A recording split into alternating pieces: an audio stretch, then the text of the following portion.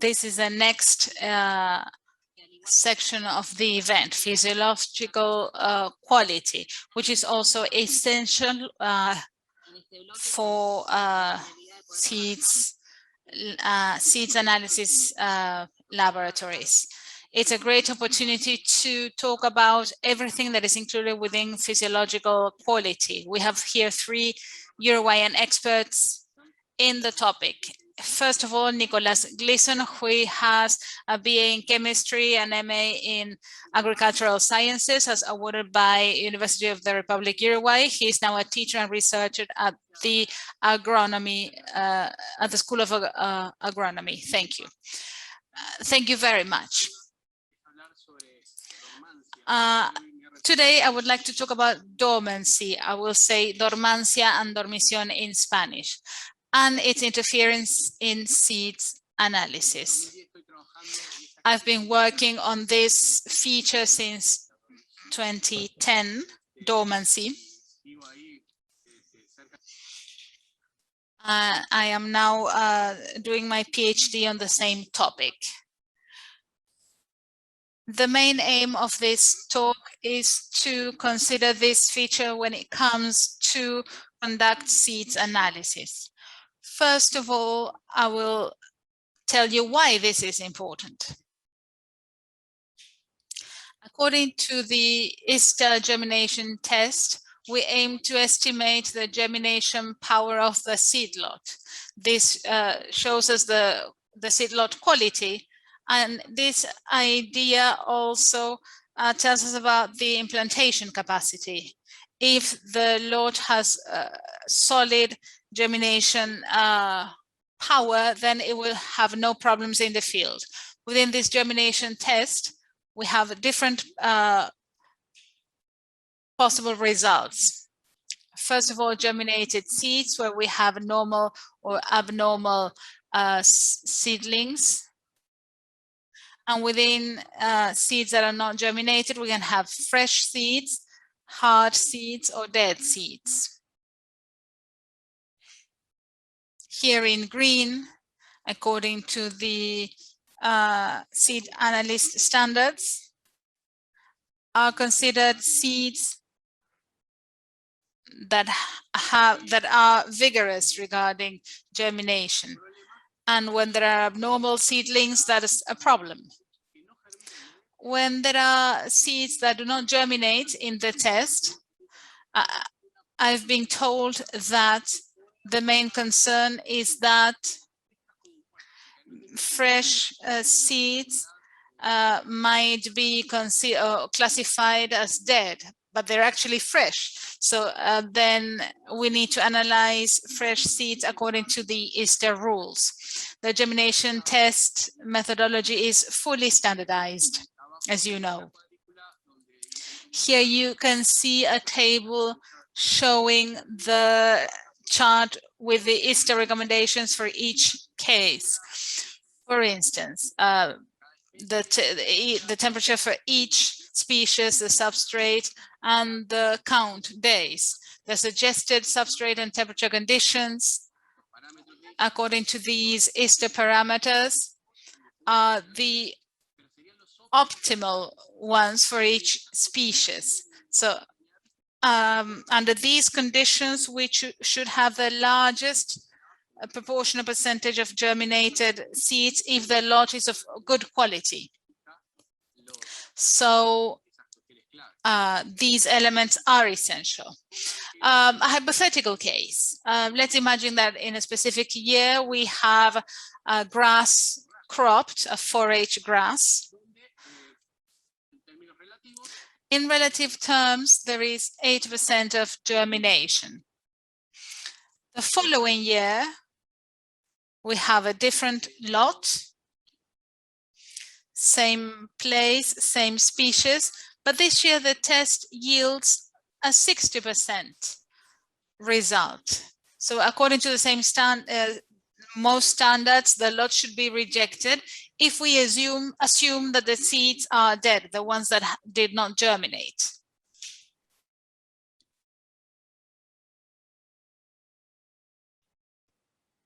Sorry, I can't. There you go. Next slide. I can't change the slides.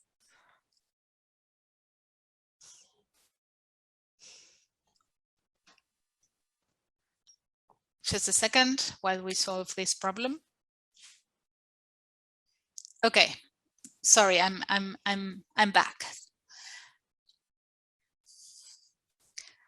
So as I was saying, if this assume that these seeds are dead, we have to reject the lot. They might have, the dead ones have fungi, etc. But if they are healthy, it's more likely for them to be fresh, actually. So there are seeds that didn't germinate, probably, even if we did give them the optimal conditions. So what this suggests is that we have to redo the germination test using techniques that kind of stop dormancy or wake them up. So it's important to highlight that this seeds, that they are seeds that are okay, but in these conditions that we were testing, they have dormancy, and dormancy applies to the case of hard seeds. I will talk about seed dormancy in hard seeds in legumes. So what's seed dormancy? This is the most standard definition. It's an internal blockage of the seed because of anatomical, geneticals, or physiological traits that avoid germination to take place, don't let germination to take place even in the proper conditions.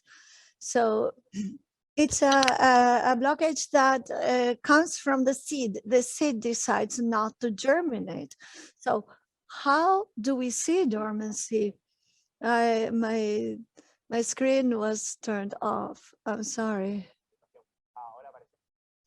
How do we see dormancy? Sorghum, let's see, or barley. We will do a dormancy study with water, 30 degrees. We have a black bar and a white bar with two genotypes that are different. But in 30 degrees, we don't see any differences. Here in this case, these are articles you can find. We have barley here at 20 degrees. That's a standard temperature for barley germination for 7 days. With all the needed water, we have two different types that they have some differences, but under these conditions, they don't show differences. But if we do it in different temperatures, in the case of sorghum, or different amounts of water, so with lower hydric potential for barley, then we note the difference. So dormancy usually is shown in non-optimal conditions. We will see that in one species, one variety has more dormancy than the other one. But this is in grains that are much more domesticated than the forage. In general, the problem of dormancy is showing in another place. Usually there is, so the forage species were not properly selected in this characteristic. And so it's frequent to find dormancy problems, or a lot of fresh seed in ryegrass, for instance, and similar ones. So we will speak briefly. Sorry, the purpose of this presentation is to show you the theoretical framework about dormancy, seed dormancy, and then based on that, start to understand the different treatments that ISTA is proposing to stop dormancy and make the seed germinate. So the ones that are in a first trial not germinating. So I would like to talk about physical dormancy that happens a lot with hard seeds, especially with forage. Why doesn't it germinate? The one germinating has an inhibition, then comes to a balance. You probably know that, and then they restart growing. If there is a physical dormancy, it's because the coat or some external structures, they don't enable water to go in. See the work of Michael? That in the picture on the left hand side, you see a pea that is used as a crop that has this, it doesn't let the water go in. And then there is a wild pea that is also having the problem. So this dormancy, you can avoid it with some scarification or extreme temperatures. So what has to do with the seed analysis or testing? These hard seeds are considered good in the germination test. So let's go to the case of the other dormancy type, which is taking place in grasses. This is the only type of dormancy that we find in grasses. And it is the one that is called physiological dormancy. And it's the most frequent in grasses. And basically, it is a strength, the germinating power of the embryo against the resistance of the coats. So we have to have the coats that are weak enough so that they can grow, and the germinating power to be high so that the embryo can trespass that barrier of the coat. So the changes in dormancy, they are frequent in this type of dormancy. We can go from a seed population totally in total dormancy, and according to some environmental conditions, we can move to not with no dormancy situation. So in the same group of seeds that we were testing, and that happens if we could take out the seeds that were already sown.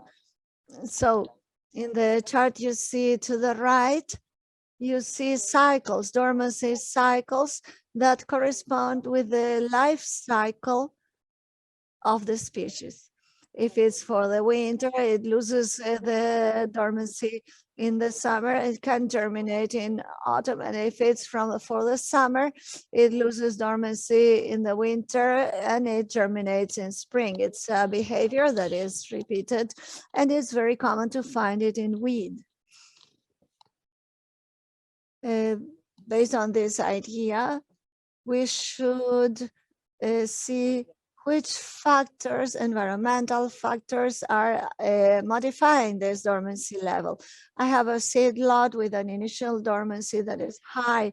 What do I have to do to reduce dormancy and enable higher germination in the same conditions that were not, it was not happening before? In the hierarchy, the factors that are modifying the dormancy level, the factors are basically temperature and heat, the moisture of the seed for a long period of time, so that the seed underground is realizing what's the time of the year.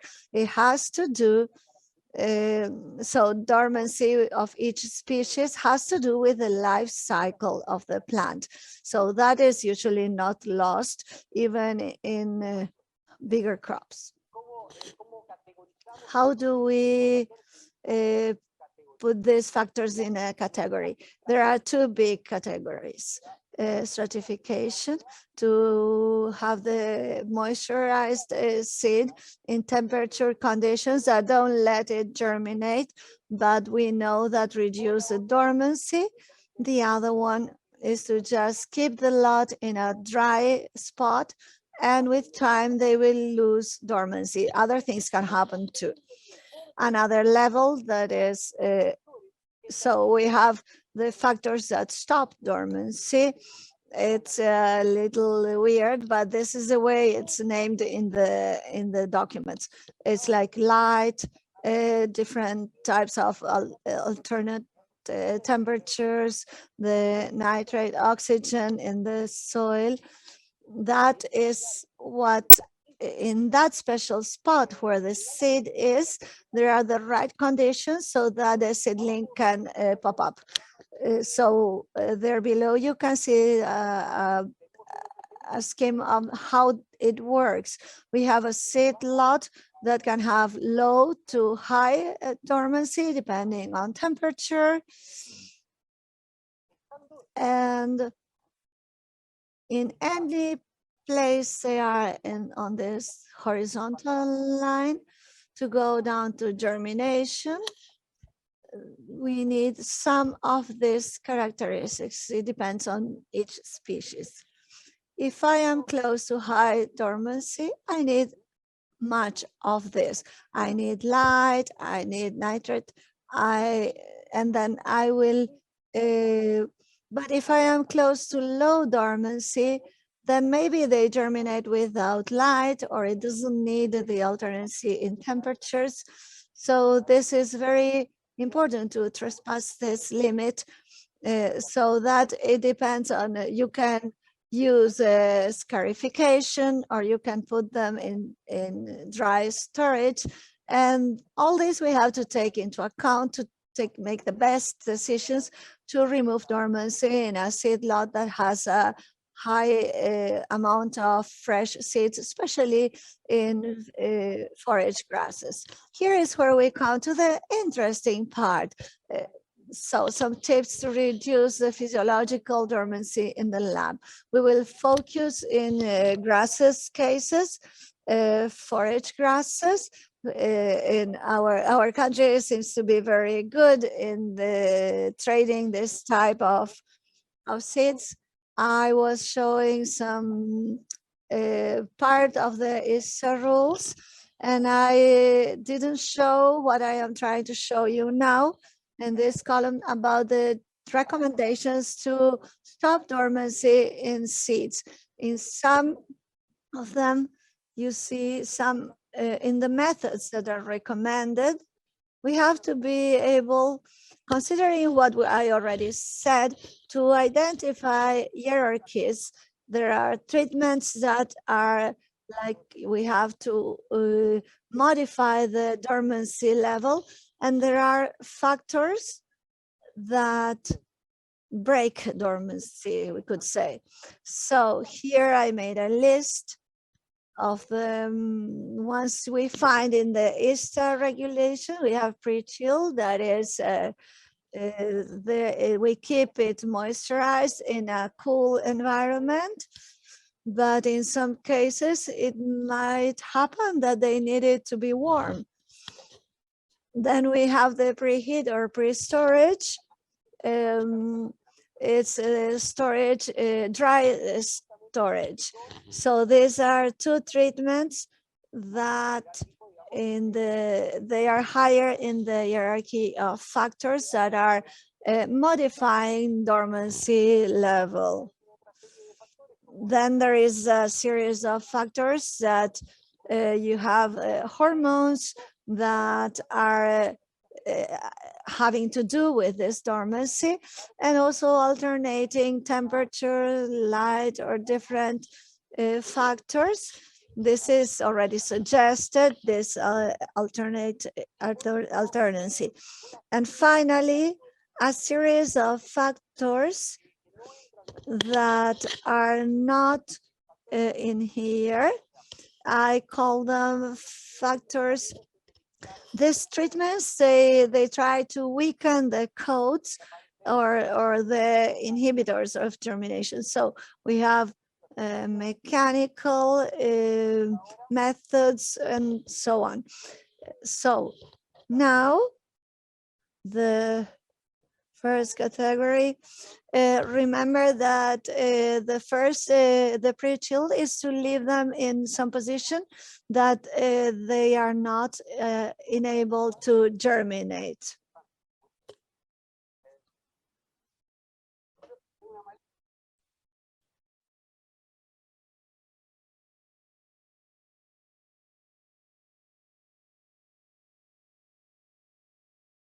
And they detected that the dormancy output is different, and depending, so there are two parallel processes. And when the temperature is lower than 10 degrees, then the population is not dormant and its population tends to germinate. But when the temperature rises above 10 degrees, this is a dormant species, but this is a summer species. What happens with the Lolium rigidum winter species? There is evidence that dormancy happens when temperatures are lower, higher than 10, because if this makes sense, because dormancy will be released during, will happen in the summer. Time is of the essence here. If this didn't happen, if it didn't happen, as suggested by Easter, then we should allow more time. We can also change the temperature. If this is a summer species, for instance, I would make the temperature lower.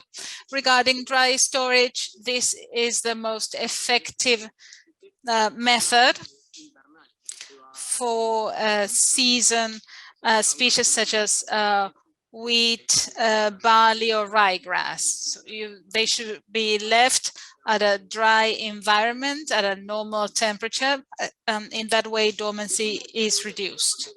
Then we have another category that shows the importance of considering what I was saying regarding hierarchy. I have worked quite a lot with Paspalum dilatatum, which is an evergreen summer species within Uruguay. I have worked with the seed quite a lot, and I have conducted a few tests. First of all, at constant temperature at 30 degrees without pre-chilling, I obtained a 0% of germination with distilled water and nitrate. The nitrate was of no use in this case because the dormancy level of the species was not overcome by the nitrate. But if instead of a constant temperature, I apply alternate temperatures, you can see the effect even without the pre-chilling. And there is also this additive effect of the nitrate. But what happens if I pre-chill these seeds? This is cold stratification for 7 days. Using, maybe I can use nitrate or alternate temperatures as well, but they are not useful because the pre-chill process already reduced the dormancy, the lost dormancy, and maybe the conditions will not be optimal for the species. These techniques require less time than the previous ones, but can be more effective. If we have already pre-chilled the seeds to remove dormancy, there might be even no response if we add nitrate. There is actually no magic can take place here. Maybe the pre-chilling state should be stronger. Regarding debilitating the coats, these are some data we have already published. If the coat is complete, it doesn't germinate. Here you can see the information in the black bars. If I classify them with acid, they germinate to some extent, and if I remove the lemma of the species, then germination is clearer. This opens up a range of possibilities, because in this kind of grass we can have different types of coating. This is switchgrass, for instance, and Ductos et al. Experimented on Propaulus a full seeds without the gloom, without with the caryopsis, half the caryopsis, and caryopsis with this fissure. And these are the results they obtained. The germinated seeds are shown in dark gray, non-germinated in white. These are the dormant seeds. And in black, we have the dead seeds. What you can see here is that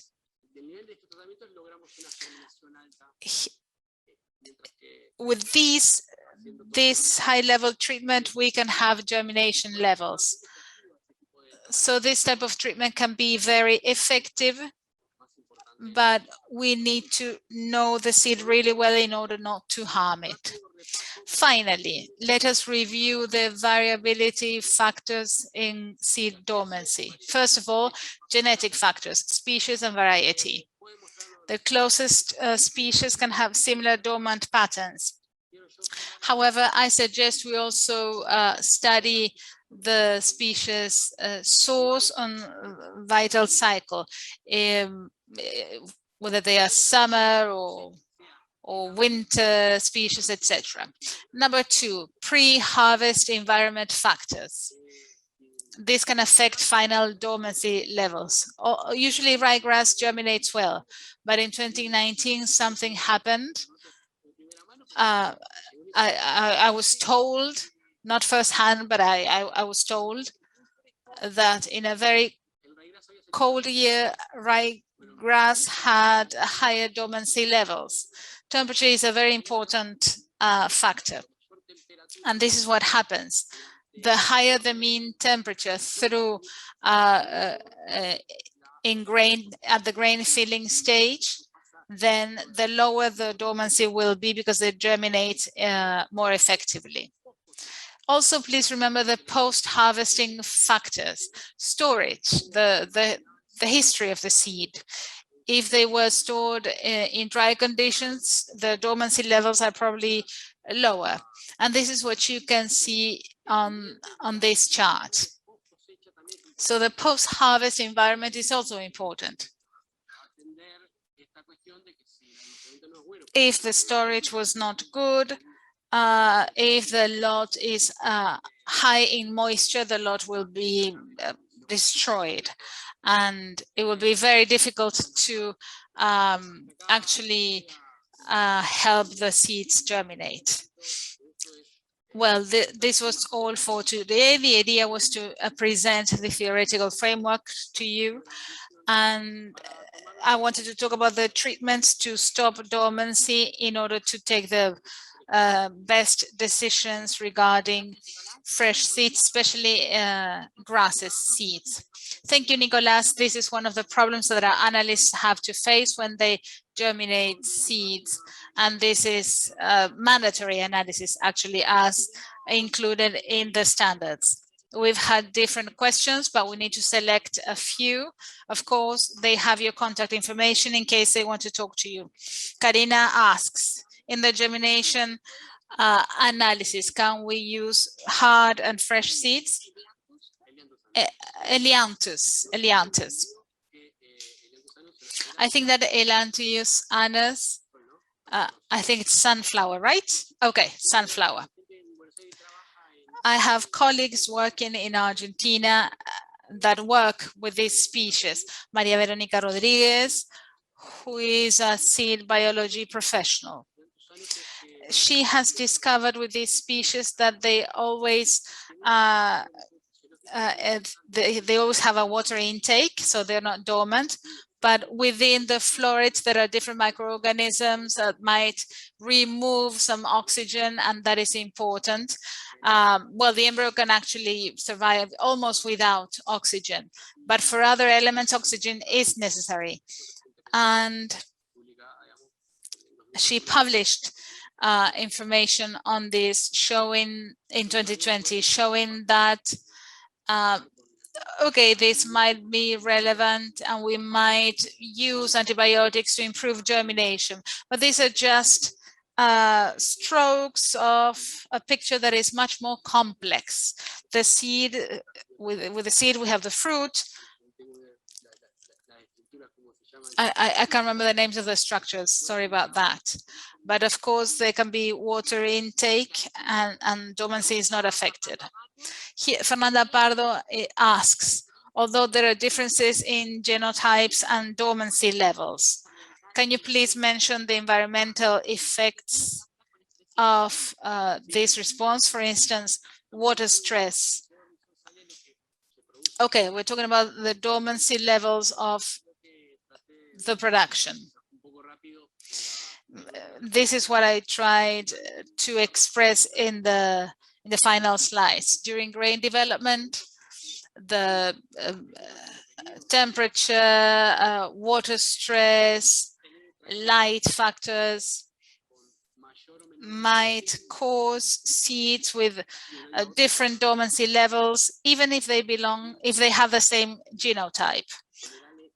The general rule is that the higher the temperature during that period, the less dormant the grains are in general, in a larger number of situations. And that can be positive for some species, but not so positive for others. For instance, being able to germinate everywhere can actually have some pre-harvest growing in grain crops.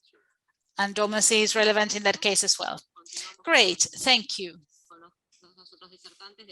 Let us now go on to the next presenter.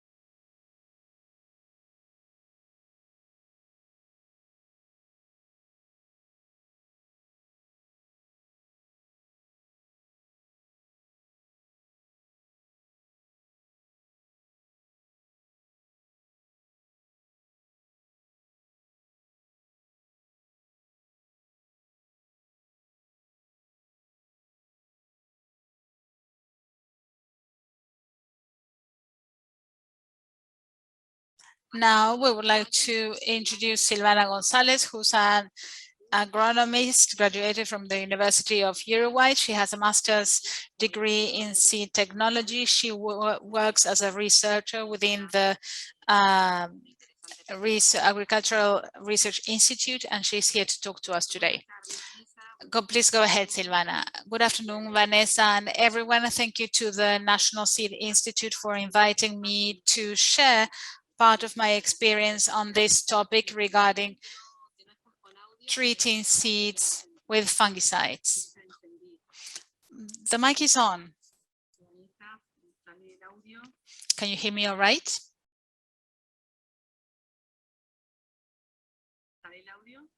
Can you hear me?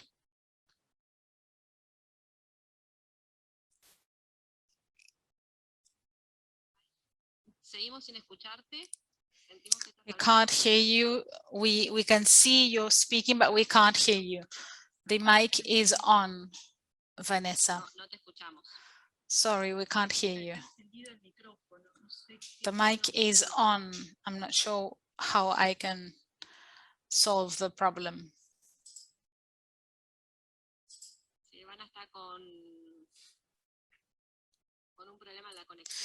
I think that Sylvana has a connection issue. We're trying to sort it out.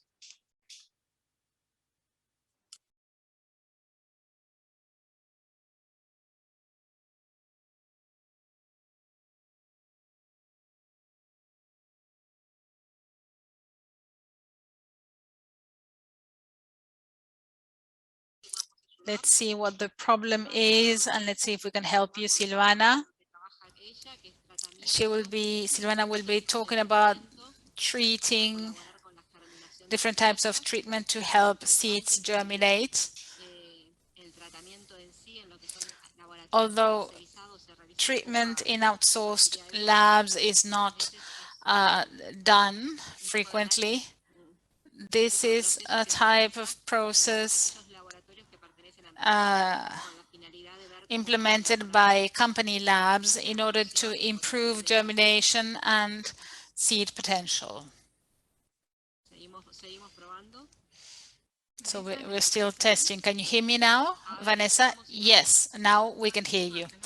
Great. I haven't changed anything. I'm not sure what happened. Now we can hear you. Thank you. Thank you. Thank you, Vanessa. I'm sorry about this. I would like to thank the National Seed Institute for this invitation to share with you my experience on treating seeds with fungicides. Let us then begin.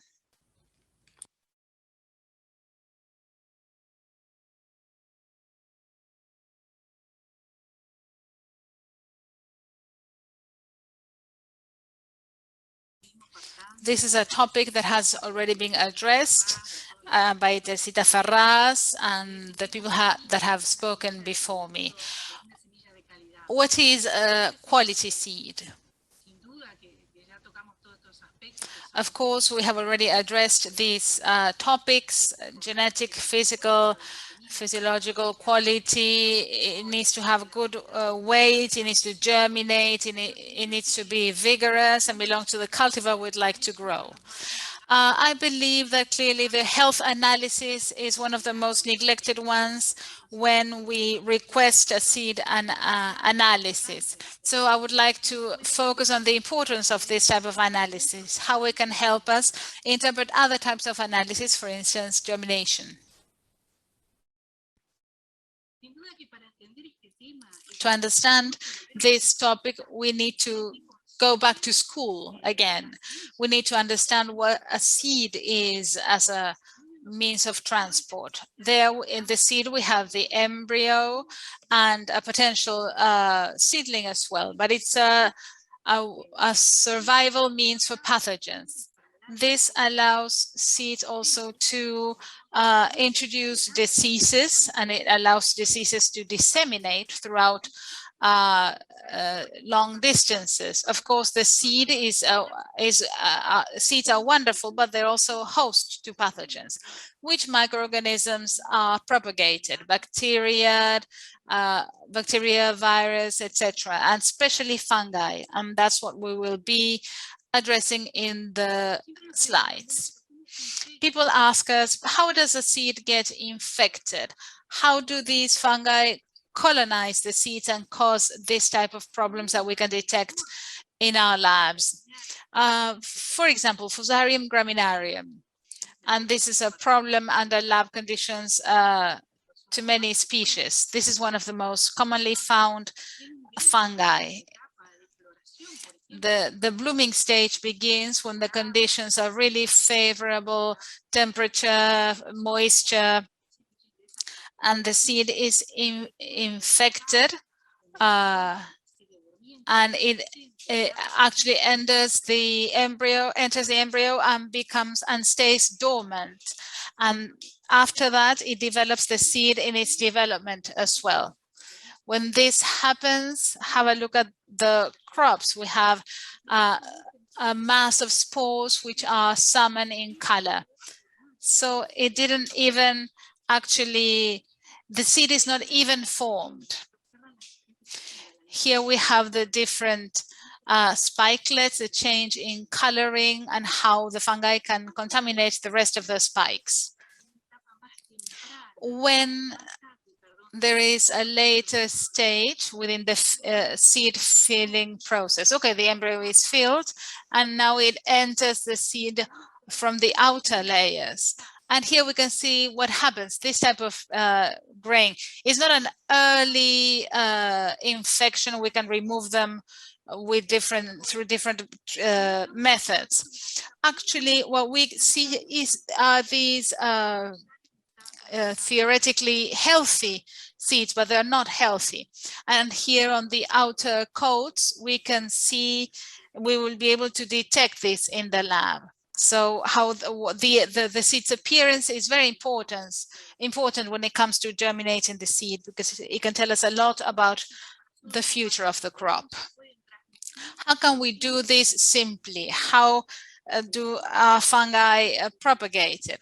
This might happen at an early stage within the embryo, within the deeper layers. And this allows the fungus to develop together with the plant. But they can also infest the outermost layers. They can adhere to the surface of the seeds. And as Teresita was saying earlier, they can also become part of the inert matter. This is also very important, especially for a beginner analyst. The health issue clearly affects other aspects, for instance, the physiological aspects such as germination and vigor, also physical aspects such as the coloring, as Teresita was saying. However,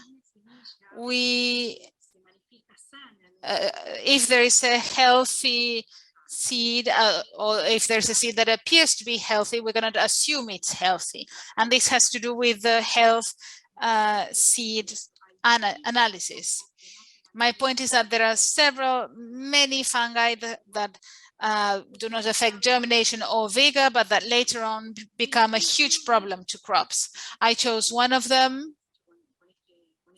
I work quite a lot with this fungus on barley. It's a red spot. It doesn't appear in germination. It needs quite a few days to be transferred to the seedling, and actually the problems actually appear during the crop stage. So we should not just assume that seeds are healthy in the germination stage.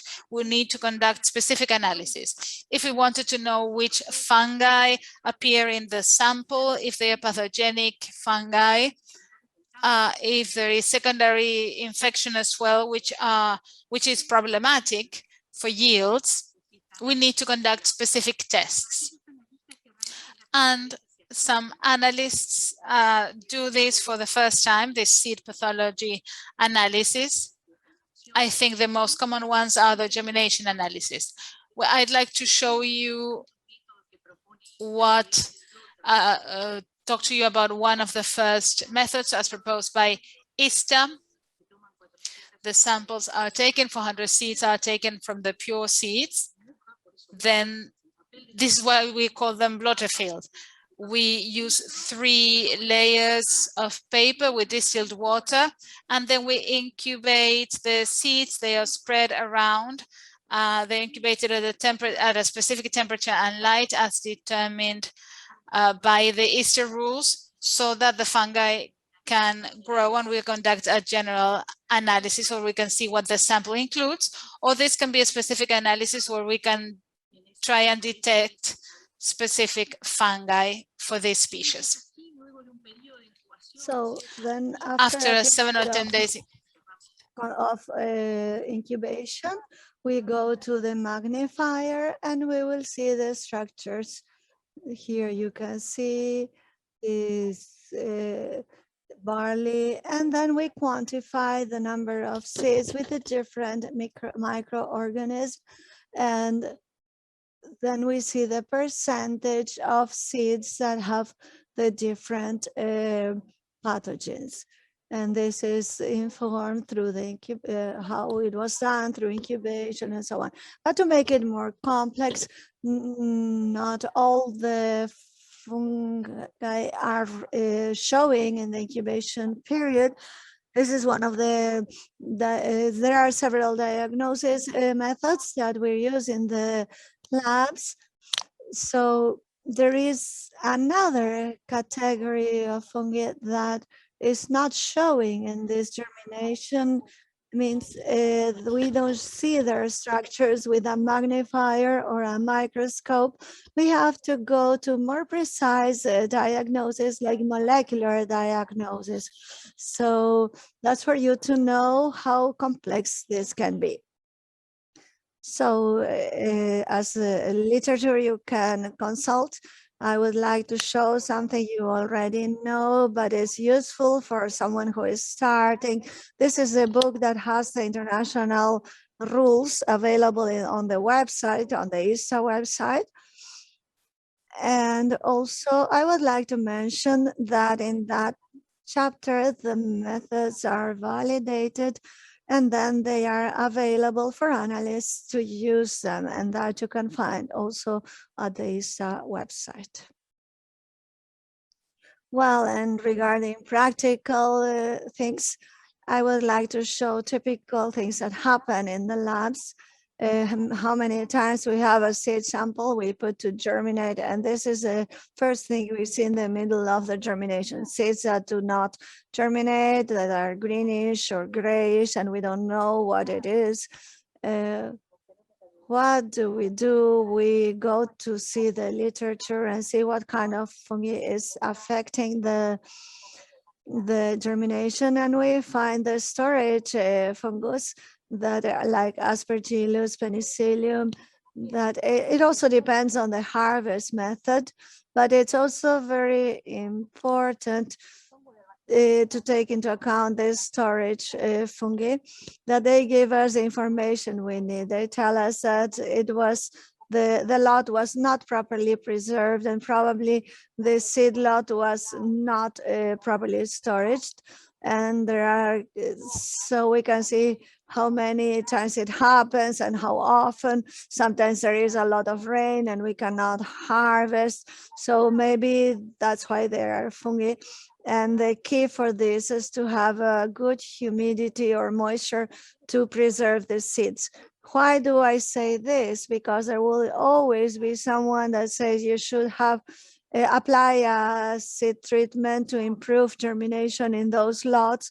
And in our experience, we see that if we see lots that are having storage problems, the damage is already done and it's most likely irreversible. Here you can see these plants that this was alfalfa. We were healing them and there was no answer when germinating. So the visual aspect of the seed is very important. We have to go to the seed. We have to see the lot. It probably will smell bad because of the preservation problems. Another important issue here, we have some barley in a lot with high incidence of Fusarium granianum. So we thought that with the pesticide or fungicide, we would increase the germination, but not, because if the seed has lost the germination capacity, you can see that the embryos are not there. So we can put a fungicide, but germination won't change. So we have to be very precise in this. We have the trend to treat fungus immediately when we see them, with the effort that that means, with human resources, economic resources, and also that we lose time. Another seed that is very interesting is Claviceps paspali. You know that this forage grass, as other forage grasses, they are affected also by a fungus, and it is creating some mass that we call the sclerotes, and the seed is already almost not existing, and it lost the capacity to germinate. Although this cannot be counted as a pure seed, when we heal it, there is no result because the seed is gone. It lost its capacity, germination power. This seed was also letting me talk about something that also happens in the testing labs, that some seeds that have a long germination period, like Paspalum notatum, they have a long dormancy after the harvest. We have to apply methods to break the dormancy. At the same time, they take a long time to germinate, even after using the method to break dormancy. And you see how they germinate. It's before that, in 10 days, it's very slow, and the germination time is very long. So these are seeds that are not very powerful.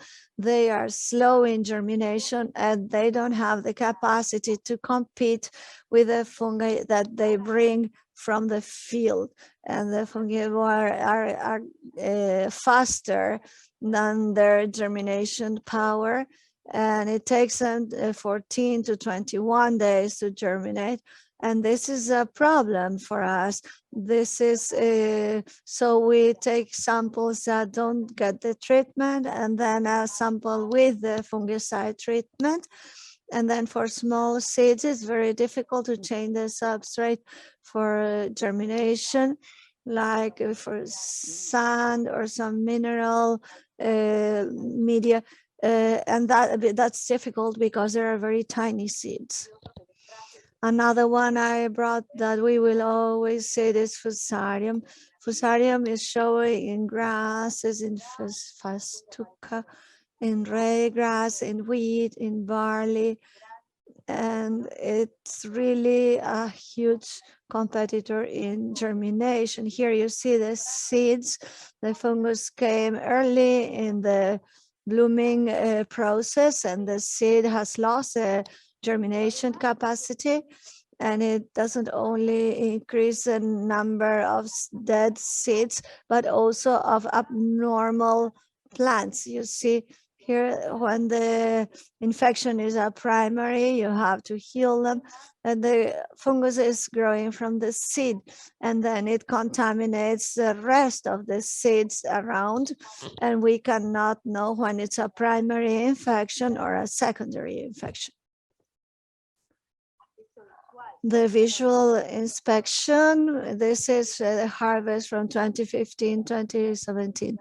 The seeds were coming to the lab in these conditions. Here you can see that there are problems. This is from Moxus or Fusarium, very bad quality seeds. And so fungus are showing in your eyes. And what are we going to get when we germinate? The consequences.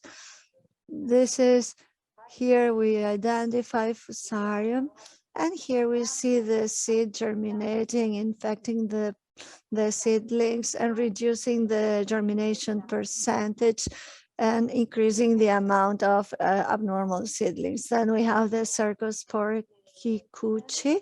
This is a fungus that is usually located in the most external coats of the seed or layers of the seed. But when there are, when the infection is high, it can go inside and infect and affect germination. If you remember this 50% rule established by ISTA, we have to evaluate the damage in the cotyledons. So when we face a sample that has a fungus infection, we probably have to change the substrate. We have to move to sand or some other mineral substrate independently that is suggested for the species. So we should change this substrate and see how it reacts in a mean that is not paper. And the other option is to treat them with treat the seeds with fungicide. For that purpose, it is important to do the health test. We have to get to know which are the fungi that are affecting the quality of the seed. First, we have to get to know the disease. We cannot just put a fungicide. We have to know which is the one we are treating. And then we are selecting. We cannot add any of them because the effect can be null. So we have a specificity and we have a way of applying it. So I have to control the fungi that are located on the surface of the seed, for instance, or some that are polluting the sample, and they increase when the harvest is done later or delayed. And I want to control fungi that are more in the inside of the seed. And then I will need a systemic fungicide that is absorbed with the water in the substrate and that comes to the seedling and protects the seedling from the fungus that is infecting it. With regard to the election or choosing of the fungicide, so that you can bear in mind that there is available information in the website of INIA, www.inia.oi. You can find the seeds and how we treat them for the different diseases, and you can see according to the control efficiency, you can select. So if it's Fusarium that you're observing, we have information available. Here you can see the response if you have a wheat lot with treatment, without treatment, and with treatment. See how it changes, how it's affected by the fungi, and how if we use a fungicide, we can improve substantially the germination. What we say, it's important to inform if there are fungi in the sample. I suggest, but I cannot say that the germination is low when we know that there might be a fungi problem. So also for glycine max for soybean, we have information available, as I was showing, about the different fungicides that are good to control this, the Fusarium, and also for this one, and the response to germination. This is typical for the ones that use paper for germination. Here it's got quite rotten because of the fungi, and the amount of abnormal seedlings or dead seedlings are there, and we see that the seed could work, but the problem is fungi. Then we apply a fungicide, and the change in the response can be very important. Well, and this is not less important than what we were handling before. We have to be sure that when we apply the fungicide is in a responsible way. That's why we have must to apply these agrochemical products with filters that are specific for that. The stuff has to be protected. There are specific gloves for this. They have this agrochemical leftovers, and we can use special chambers to take out the humidity and foam, and how do we apply it? We have the the pathogen, we have the products, how do we select, how do we apply? Some labs might have this machinery that are for healing. Here is a batch where you put the seed and it's moving permanently, and then you apply the products with air, it's highly precise, and the seed is moving, and this ensures that the product is very well distributed. There are some labs that don't have this tool, so they can have this special drum that is spinning, and you apply it with a brush, trying to make it in a homogeneous way. And there is a technique that is less advanced, but is also used in labs, is to use some kind of insulin syringes, because we are talking about small volumes in a container where the product comes first, and then very quickly you put the seed and you shake it quickly. You cannot spread the product on top of the seeds. And I wanted to share with you something that is very simple, but analysts are always asking. I need to handle a lot in the lab, and I will, how do I do it? It's 20, 30, 40 grams. How do I do it? This is an example for 50 grams of wheat seeds. You need to know the dose of the product for every 100 kilos, and then establish the dose for 50 grams of seed. But the other interesting thing is a maximum of water you can use you can apply to the seed so that it doesn't germinate. For wheat or barley, we shouldn't go above of the mixture of the product and the water above 1%. So then we establish 1%. The weight of 50 grams is 0.5 cubic centimeters of this mix of water plus product. So then I know that I need how much water, I know how much water I need for the mixture. So that's what I need for 50 grams of a seed, and then I will apply it. And so this mixture will depend on the seed. So depending on the different species, it will be the amount we can apply. It's very important to check symptoms of phytotoxicity. It is important that after this treatment with this fungicide, you see symptoms that there is a seed with that is showing abnormal seedlings. If you see these abnormalities, that are later a problem after we do a treatment. So we have to change the substrate.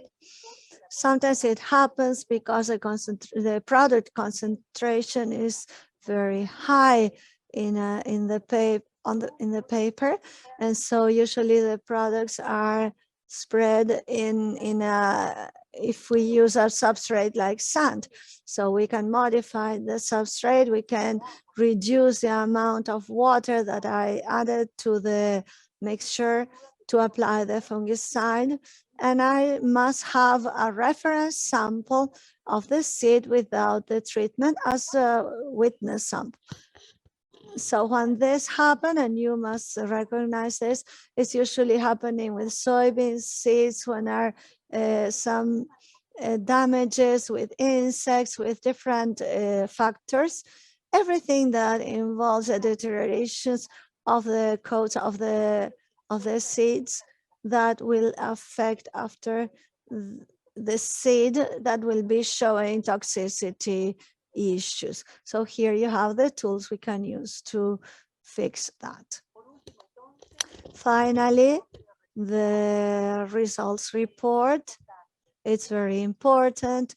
You know that ISTA suggests disinfection only if seed disinfection for Arachis or Hypogaea or Beta vulgaris. So if it's a lab test, we have to inform the germination of the sample with no treatment in the locations established for germination with all the categories, normal and abnormal plants, but germination of the treated lot has to be informed in a separate document. We cannot report only what we have that we applied something, but what we applied, what was the concentration of active ingredients and the method that we used. Well, if you have any questions, I will be happy to answer them. Thank you very much, Sylvana. This was very clear, with a lot of pictures that help a lot to people that are watching to understand. We got some questions for you. I will read them. From Argentina, they are asking about corn. If you have white stripes, is this something showing fusarium? It could be fusarium. Anyway, the visual inspection is important, as I was highlighting along the presentation, but always when it's possible, we have to analyze the pathology. And I believe that this is one of the most difficult things for a seed testing lab. We are very trained for a lot of areas, but in the seed pathology, we need more training. Fusarium is very difficult that you can see it in the sample, and you have to really be sure that is about fusarium. We have another question. Thank you very much. The presence of fungi is making it impossible to germinate, or the seed can compete with the fungus? Well, we saw that during the presentations. There are forage grasses that grow slowly. They cannot compete very much with fungi that develop very fast in the germination. So we have to really evaluate the quality of the lot. If the lot is very good in the germination and is very strong, then the seedling will grow very quickly, and then the fungus will be left behind. And that happens in the field. So we have to give value to the physiological quality, but there are seeds that grow slowly, and then it's very difficult for them to compete. Thank you, very clear. Thank you, Sylvana. Now we will give the floor to Ana Laura Pereira. Ana Laura is an agronomist from the University of the Republic. Ana Laura has with graduated a from the PhD University in of Science and Seed Uruguay. Science and She has a Technology, postgraduate and now she degree is in a seeds researcher analysis. She now of works at INEA 33, and Sylvana she is also working works at in INEA Venezuela. Thank you, and the floor. Ana Laura has the floor.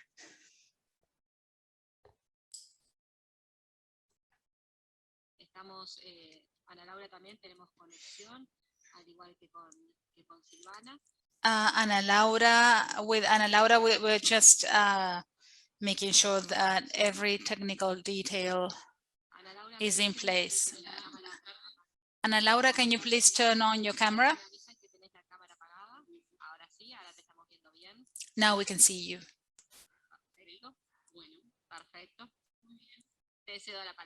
You have the floor. Thank you, Ana Laura.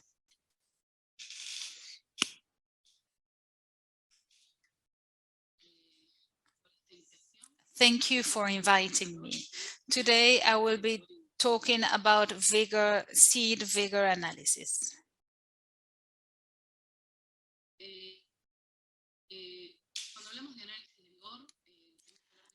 When we analyze vigor, we need to talk about physiological quality, which is defined as the expression of life and its intensity as a result of the interaction of genetic and environmental factors. This is determined by germination, vigor, and longevity.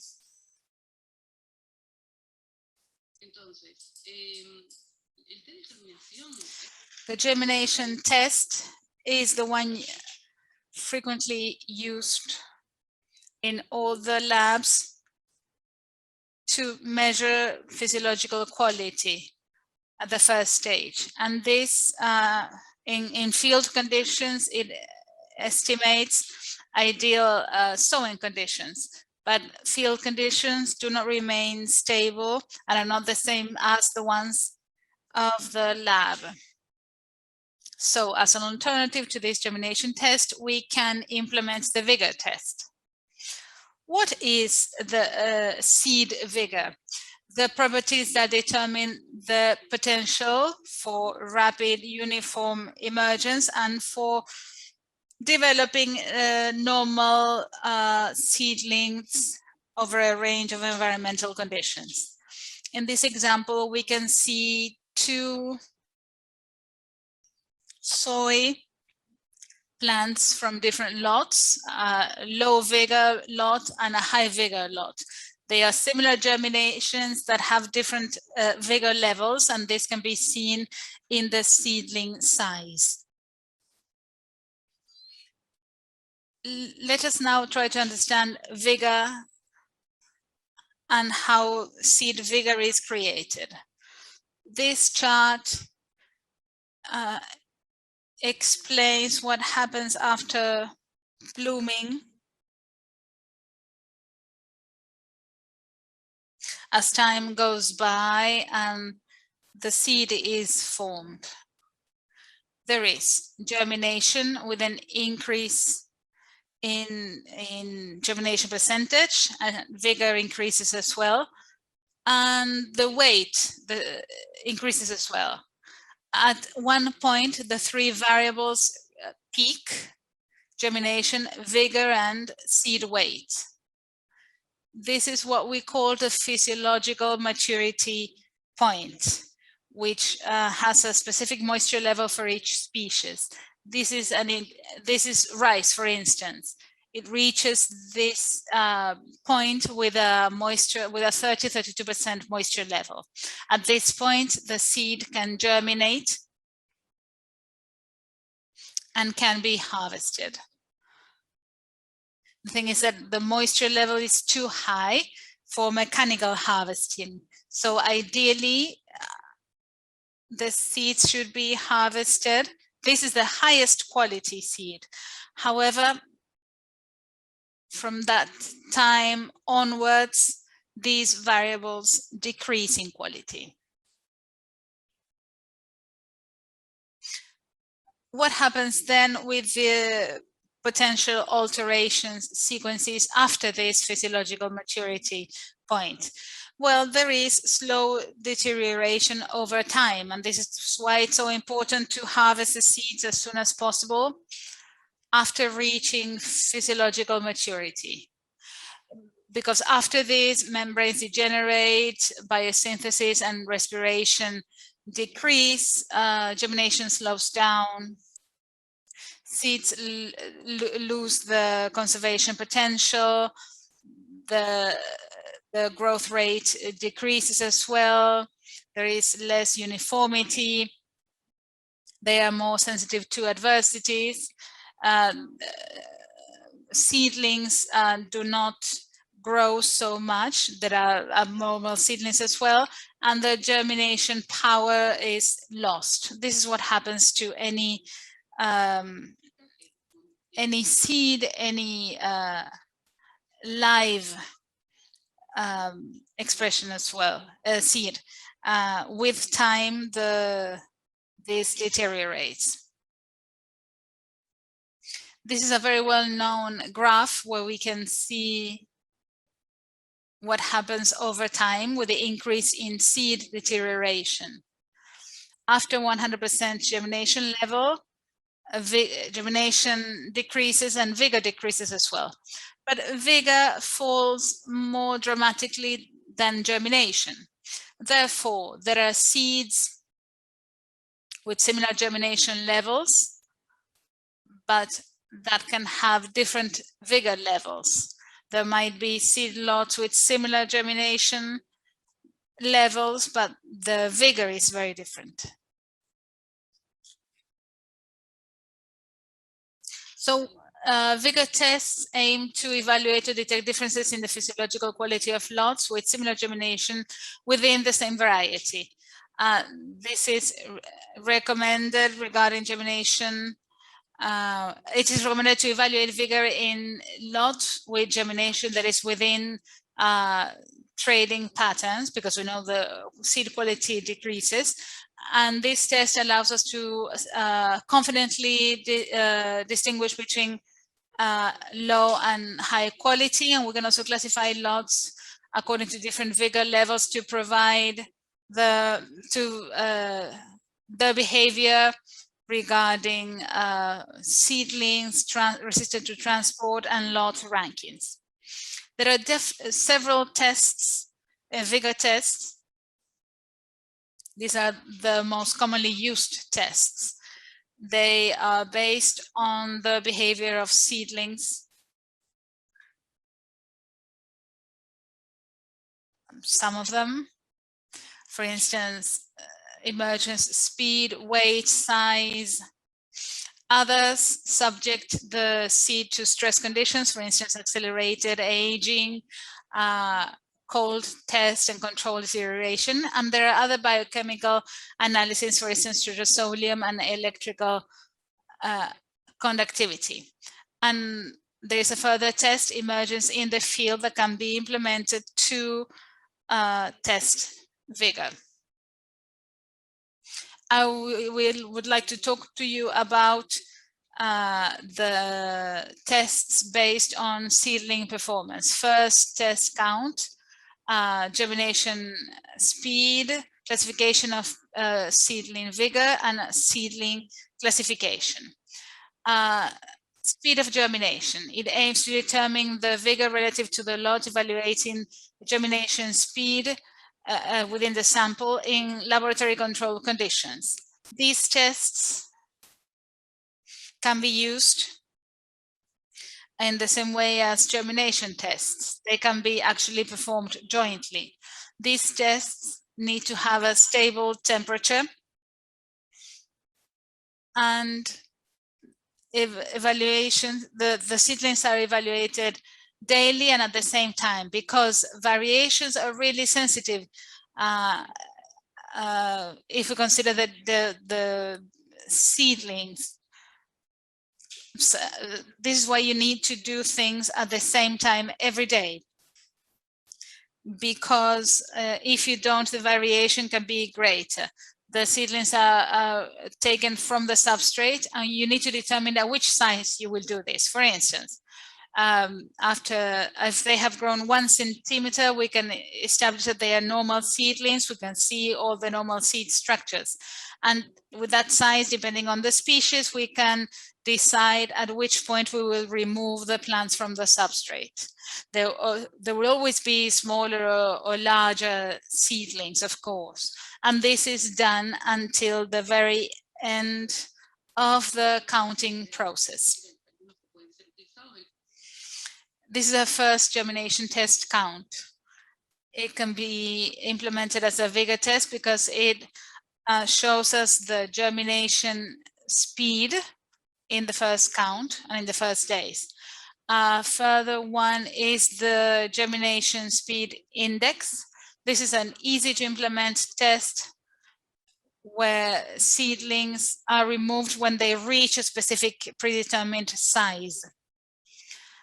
And the seedlings are removed daily at the same time. And they are placed within this formula, the germination speed index, where you can see the number of normal seedlings, G. And as they are removed or taken every day. If we have a higher index, then,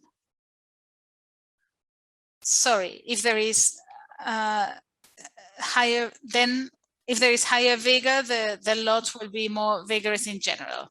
Also, seedling length. This is another test where we sow between 10 and 20 seeds, as used by for the germination test. The sheet moisture is standardized, and 4 repetitions are implemented per sample. These rows are then placed as in the germination test, and the subsamples are grouped with rubber bands. The position of the seed is very important because the the tip of the root needs to be pointing downwards. In the case of soy, the microlobe needs to face the paper for the roots to grow. And then we measure all the seedlings and we calculate an average.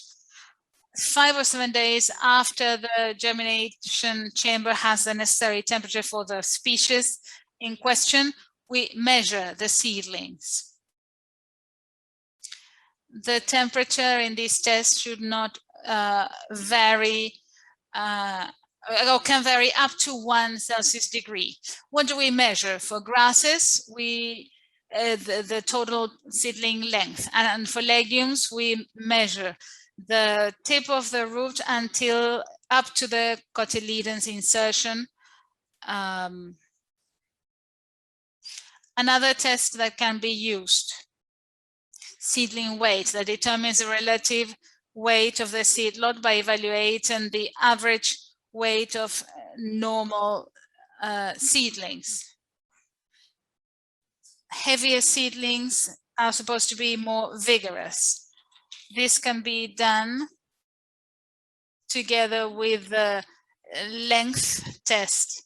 So first of all, for instance, we can measure the seedlings and then we remove the embryo and we just we can actually weigh the seedling, and we then work with the embryo and after treatment it is weighed.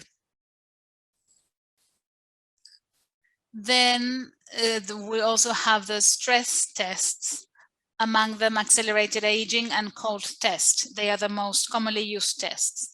The cold test was initially developed to evaluate the vigor in maize seeds, and it aims to simulate unfavorable conditions during the sowing time. There is a high correlation with field emergence for maize and soybean seeds. It is one of the most widely used tests and evaluates the germination capacity of seeds in low temperature conditions.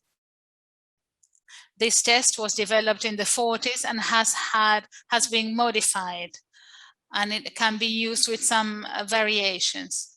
At the beginning, the earth was used, but then different varieties appeared. For instance, paper roll with or without substrate or on trays.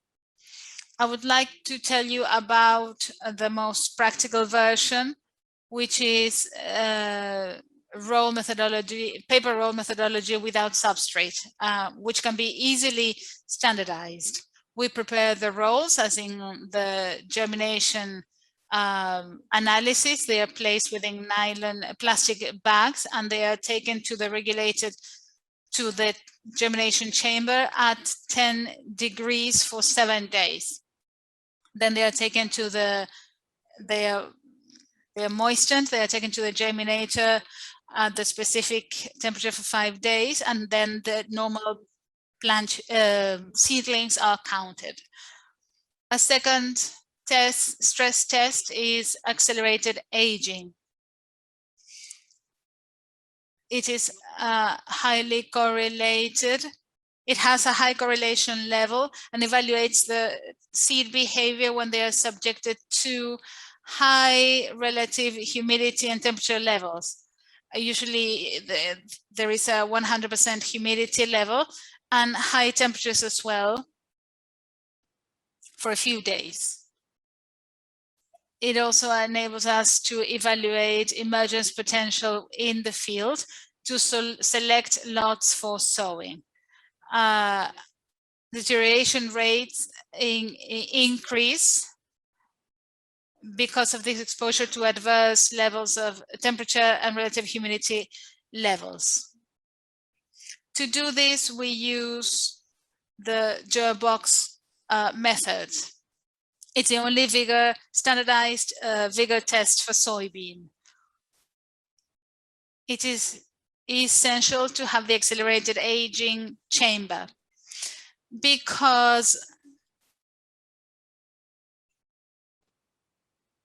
the allowed variation is lower or equal to 0.3 Celsius degrees. So the temperature cannot really vary. These are the boxes we use, as you can see on the images.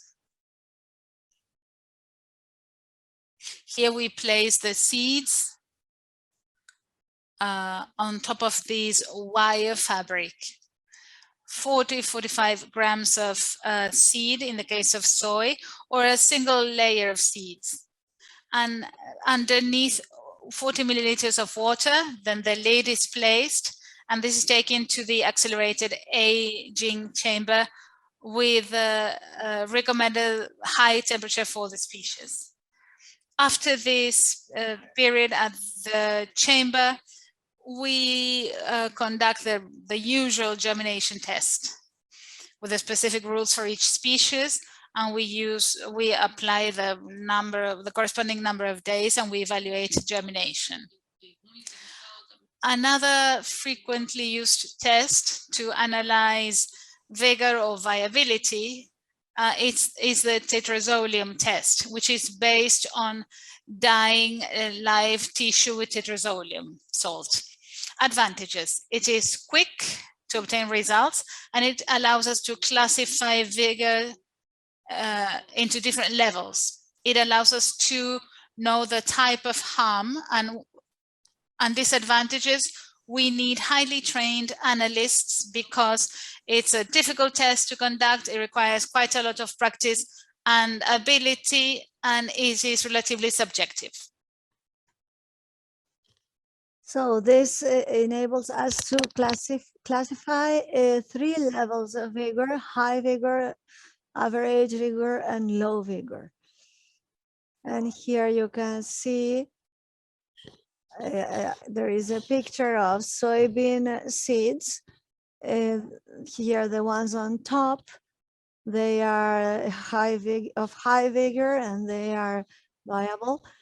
And then the rest, they are not good, with clear problems that you can see on the seeds.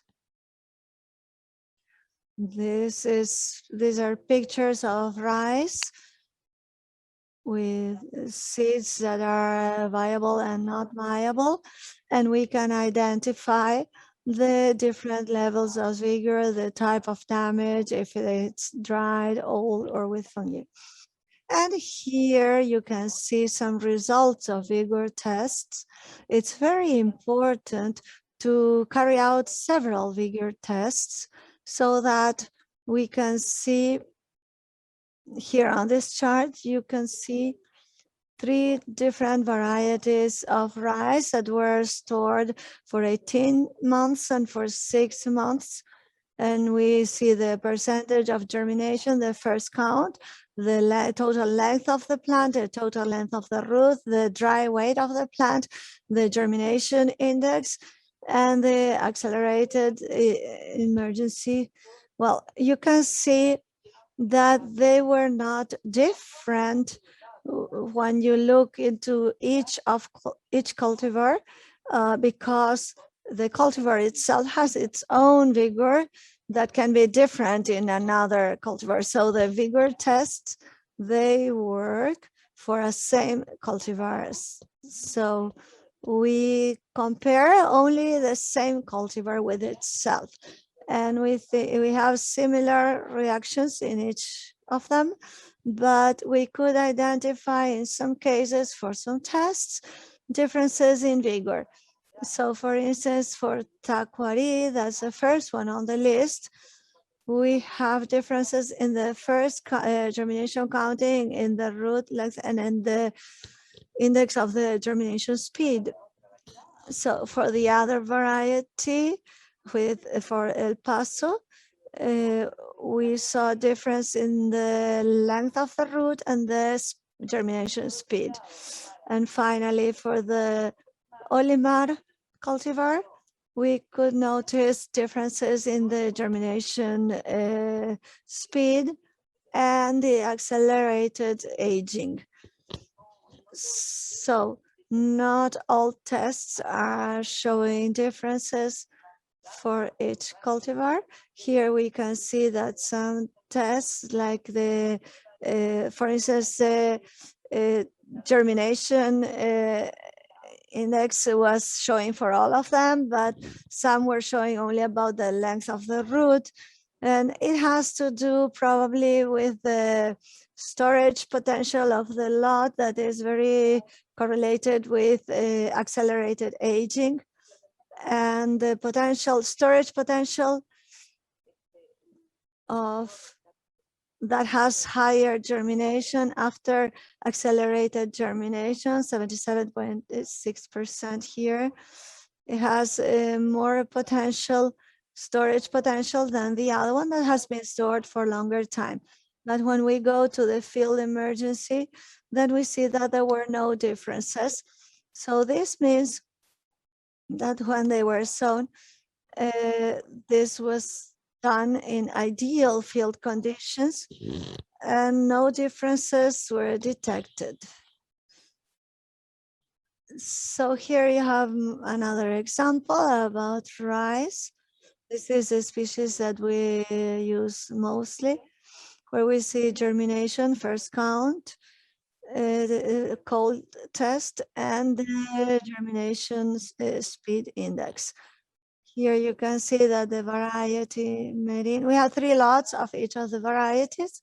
And in the marine, we saw in the first count a difference between the lots showing difference in vigor and also in the germination speed index, but not for the cold test.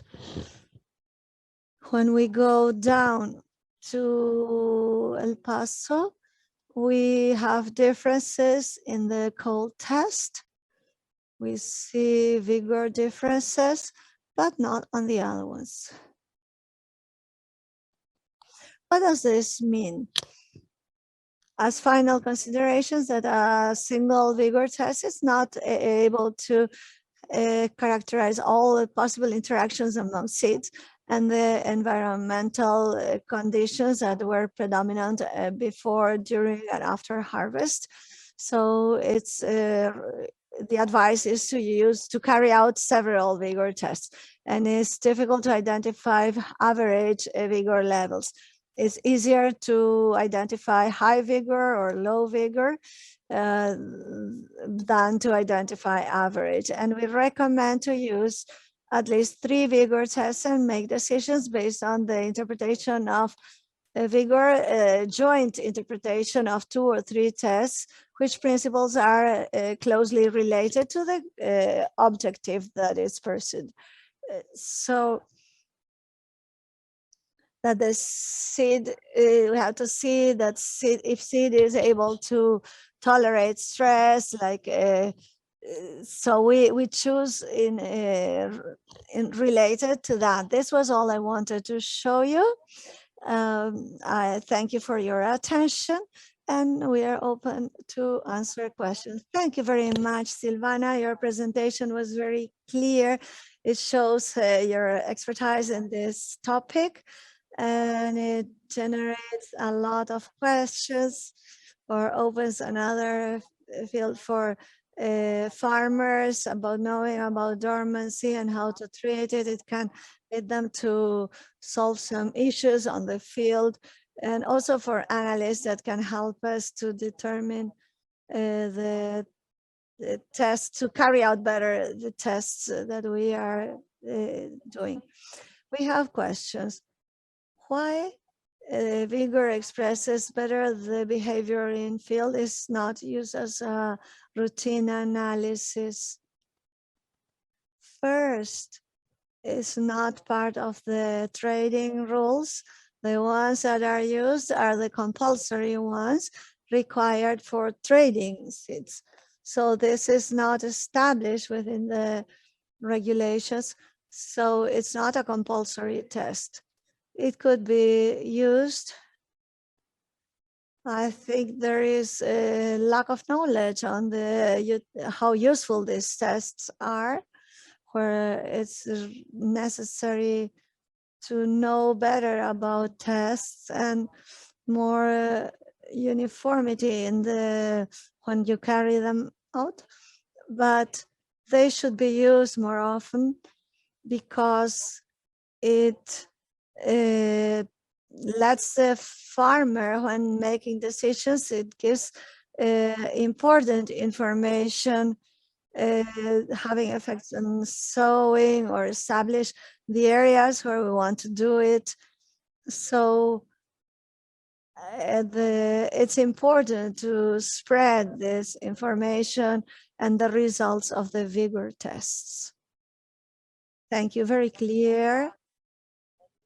Melinda is asking why a tetrazolium test shows a high vigor and it provides low quality. Sorry, I didn't understand the question.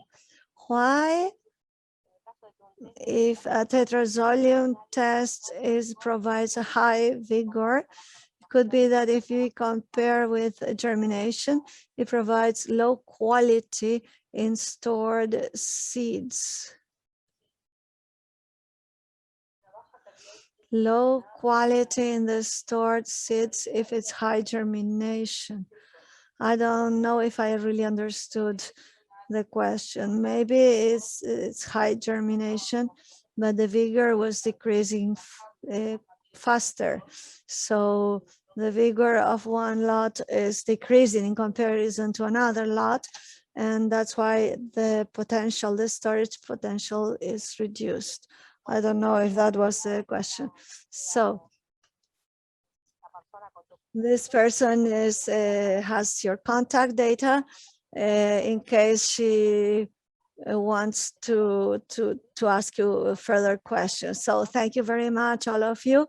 We will move to a round of questions and answers so that you can give us your opinion about, as we are trying to give a first approach to analysts, even if the presentations were clearly different, always focus on the physiological quality. I would like you to give us your opinion. In all three cases, we saw that there could be more than one method for the same analysis. For instance, for breaking dormancy, to assess the treatment for fungus, or to see the vigor. How does an analyst that is just starting, doing the first steps, that has not a lot of experience about the recommended method, how to determine the method to be used?